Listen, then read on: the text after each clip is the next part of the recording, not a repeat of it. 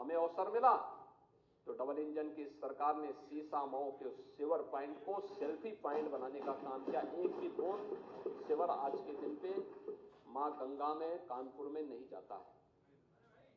और यही बात उन्होंने कहा कि ये सीवर पॉइंट बनाने का काम किसने किया, सीवर वहां तक गिराने का काम किसने किया था? अंग्रेजों के समय प्रारंभ हुआ था। तो पश्चिम के जो विचारक आज हमें उपदेश देते हैं,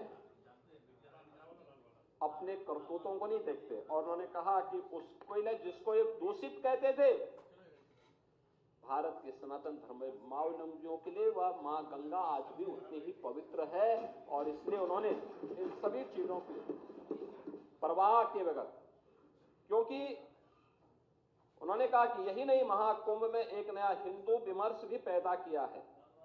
ये पश्चिमी आधुनिकता जिसे तूने दूषित किया वह भी हमारे लिए पवित्र है, क्योंकि यही हमारी सुरसरी है जो बहते बहते हरेक को पवित्र करती रहती है।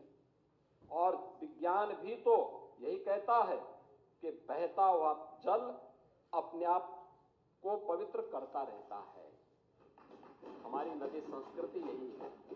और आपने इस चीज को देखा होगा, मैंने पिछले दिनों जब मैं यहाँ पे राज्यपाल जी के भाषण में चर्चा में भाग लेने के लिए यहां आया था, तब भी मैंने बताया था कि सेंट्रल पॉल्यूशन कंट्रोल बोर्ड के जो भी नमूने लिए जाते थे वह दोषों से लेते थे, लेकिन उत्तर प्रदेश सरकार के जो pollution control board Uttar Pradesh का है उसके अपने सैंपल कलेक्शन होते थे और लैब भी वहां मौजूद है। हमने कोई आउटसोर्स नहीं किया, बल्कि स्वयं के मैन पावर से सारे सैंपल लेते थे। और हम लोग देखते थे कि जिन क्षेत्रों में, खासतौर पर आबादी वाले उन क्षेत्रों में जहां भैंस गाय नदी से इस पार से उस पार जाते हैं, और वहां पे जब भैंस गाय नदी में नहाते हैं तो वहां पे फीकल कोलिफॉर्म की मात्रा बढ़ती है। लेकिन वही चीज आगे बढ़ती हुई जब जाती थी, संगम में जब भी नमूने लिए गए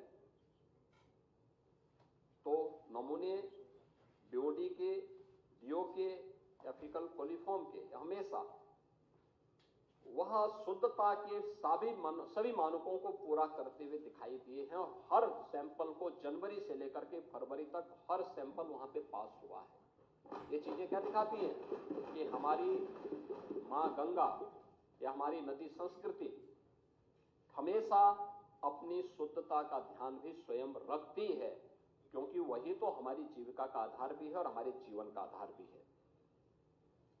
लेकिन आर्थिकी का पक्ष भी महत्वपूर्ण है। और हम